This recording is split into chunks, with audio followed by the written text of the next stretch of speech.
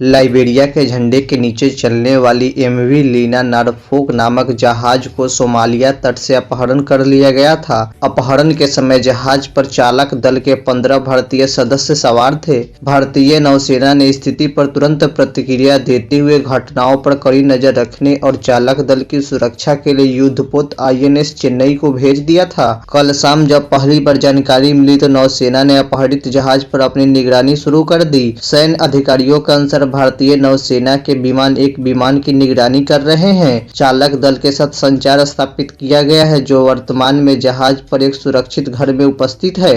Marine traffic के मुताबिक जहाज ब्राजील के पोर्टो डू एकू से बहरीन के खलीफा बिन सलमान पोर्ट के लिए जा रहा था। यह जनवरी 11 को लोकेशन पर पहुंचने वाला था। वहीं वेल्स फाइंडर के मुताबिक जहाज से आखिरी बार 30 दिसंबर को संपर्क किया गया था। अरब सागर में लाइबेरिया ध्वजांकित थोक वाहन पर अपहरण के प्रयास के लिए भारतीय नौसेना का मिशन तैनात प्लेटफार्मों पर त्वरित प्रतिक्रिया को अंजाम दिया गया था। जहाज ने UKMTO पोर्टल के माध्यम से गुरुवार शाम को लगभग 5 बजे से 6 अज्ञात हथियारबंद व्यक्तियों के सवार होने की सूचना दी थी। उभरती स्थिति के जवाब में भारतीय नौसेना ने एक MPS तैनात किया और जहाज को सहायता प्रदान करने के लिए INS चेन्नई को पुनः निर्देशित किया जो समुद्री सुरक्षा संचालन पर था। शुक्रवार की सुबह एक विमान ने जहाज के ऊपर से उड़ान भरी और संपर्क स्थापित किया जिससे जहाज पर चालक दल की सुरक्षा की पुष्टि हुई। नौसेना के विमान लगातार जहाज की गतिविधियों पर नजर रख रहे थे। INS चेन्नई सहायता प्रदान करने के लिए जहाज से संपर्क कर रहा था। अरब सागर में सोमालिया के तट पर हाईजैक हुई जहाज पर भारतीय नौसेना का ऑपरेशन शुक्रवार रात पूरा हो गया। 15 भारतीयों समेत सभी 21 क्रू मेंबर को सुरक्षित निकाल लिया गया। नौसेना के मार्कोस कमांडो ने जहाज की सर्चिंग की। इस दौरान समुद्री लुटेरे जहाज पर नहीं मिले। हाईजैक किए गए जहाज को छुड़ाने के लिए नौसेना के जहाज INS चेन्नई को रवाना किया गया था। माना जा रहा है कि भारतीय नौसेना की सख्ती चेतावनी से डरकर हाईजैक जहाज को छोड़कर भाग गए। अब जानते हैं कौन है मार्कोस कमांडो। 1987 में अमेरिका की नेवी सील्ड की तर्ज पर इसका गठन हुआ था। इसके 4 चरण की चयन प्रक्रिया हो 80% नौसैनिकों को पहले ही चरण में छांट दी जाती है।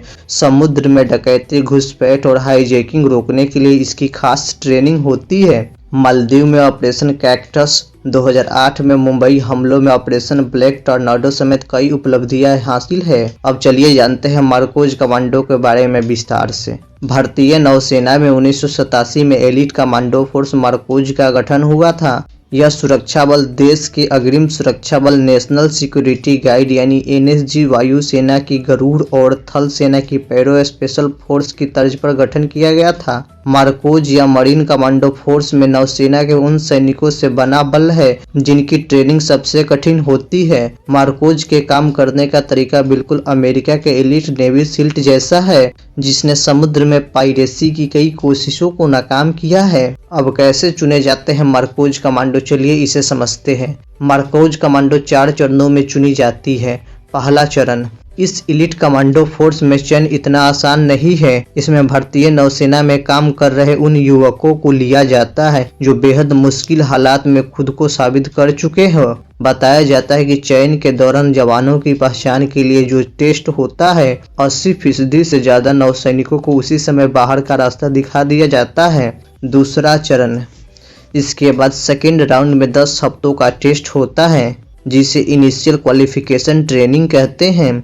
इसमें ट्रेनिंग को रात में जगाने बगैर खाना पीना कई दिनों तक अभियान में जुटे रहने लायक हालात शामिल करने का परीक्षण मिलता है। सैनिकों को लगातार कई दिनों तक महज 2-3 घंटे का नींद लिए हुए काम करना पड़ता है। पहली स्क्रीनिंग को पार करने वाले 20% लोगों में से अधिकतर इन टेस्ट में ही थककर बाहर हो जाते हैं। मजेदार बात यह है कि जो बचते हैं उनकी आगे और खतरनाक ट्रेनिंग होती है। तीसरा चरण। इसके बाद समय आता है एडवांस ट्रेनिंग का। पहली 2 स्टेज के बाद बचे कुछ नौसैनिकों को इस चरण में मौका मिलता है। यह ट्रेनिंग 3 साल तक चलती है। इस दौरान जवानों को हथियारों, खाना पीने का बोझ के साथ पहाड़ चढ़ने की ट्रेनिंग, आसमान, जमीन और पानी में दुश्मनों को सफाया करने का परीक्षण और दलदल जैसी जगहों पर भी भागने की ट्रेनिंग दी जाती है। यह ट्रेनिंग का अंतिम चरण है।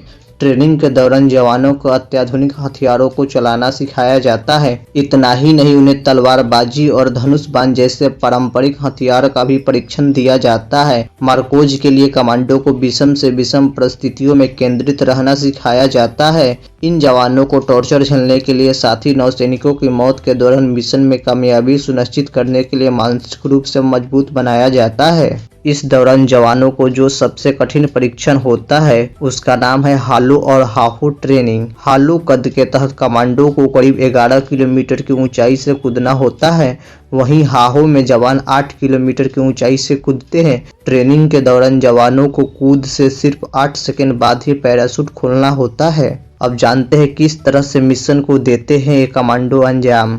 नौसेना के इस स्पेशल टुकड़ी का मकसद काउंटर टेररिज्म, किसी जगह का खास निरीक्षण, अनकन्वेंशनल वारफेयर जैसे केमिकल बायोलॉजिकल अटैक, बंधकों को छुड़ाना, जवानों को बचाना और इस तरह के खास ऑपरेशन को पूरा करना होता है। समुद्र में डकैती, समुद्री घुसपैठिए और हवाई जहाज की हाईजैकिंग तक के लिए मार्कोज के जवान को ट्रेनिंग दिए जाते हैं। इस फोर्स की सबसे खतरनाक बात होती है इनकी खुफिया पहचान, यानी नौसैनिकों में आम ऑपरेशन के अलावा ये जवान गुपचुप तरीके से विशेष अभियानों का हिस्सा बनते हैं। मार्कोज का नारा है द फ्यू द फियरलेस। इस इलीट फोर्स के नाम ऑपरेशन कैक्टस, लीच, पवन और चक्रवात जैसे खतरों से निपटने में कई उपलब्धियां हासिल है। अब जानते हैं ऑपरेशन कैक्टस के बारे में। ऑपरेशन कैक्टस के तहत मार्कोज ने मालदीव में रातों रात तख्ता पलट की कोशिशों को रोक दिया था। इस दौरान इस फोर्स ने आम लोगों के साथ बंधक बनाए गए लोगों को छुड़ाया था। भारत में मुख्य धारा में इस फोर्स की चर्चा 26/11 मुंबई हमलों के बाद शुरू हुआ, जब इस फोर्स ने ताज होटल से आतंकियों की सफाई में मदद के लिए ऑपरेशन ब्लैक टॉर्नेडो शुरू किया था। इतना ही नहीं, इस इलीट फोर्स ने 1980 के दौर में श्रीलंका के गृह युद्ध के दौरान ऑपरेशन पवन चलाया था, जिसके जरिए लिटे के कब्जे वाले कई क्षेत्रों को छुड़ाने में मदद मिली थी।